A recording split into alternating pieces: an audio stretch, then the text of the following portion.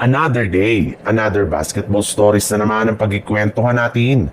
At ngayon nga, yung pagbalitang bagong players sa Los Angeles Lakers at Sacramento Kings. At ang balitang trade ni Kyrie Irving sa Golden State Warriors. Kagaya nga ng napag-usapan natin, naniniwala nga ang mga analyst na kailangan ng Lakers na kunin si Lauri Markkanen since napakalaki nga ng potensyal nito bilang isang big man na maaari nilang ipalit sa pwesto ni LeBron James kapag tuluyan na itong nagretiro sa NBA sa mga susunod na taon.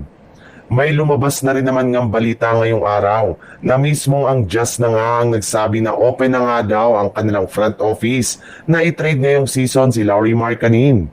Kaya pagkakataon na nga ito ng Lakers para makuha siya sa darating na trade deadline. Maliban rin nga kay Lauri Markkanen, isa rin naman nga sa mga nabanggit na manlalaro na posible nga daw nakunin ng Lakers ngayong season ay si Herb Jones mula sa New Orleans Pelicans.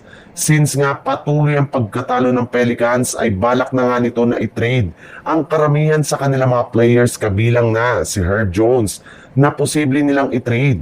Kaya pagkakataon na nga ito para makuha ng Lakers since magagamit nga nila siya bilang kanilang bagong 3 and D players sa kanilang lineup. Sa ibang balita naman, pagkatapos lamang nga natanggalin ng Dallas Mavericks ang kanilang general manager na si Nico Harrison, ay nagsimula na rin naman ngang gumalaw ngayon ang kanilang front office. Sa katunayan, nakabalik na nga sa wakas si Mark Cuban sa taong nagdesisyong ngayon sa loob ng kanilang organisasyon. At dahil dyan, inaasahan na nga na gagawa ito ng malalaking move sa mga susunod na buwan.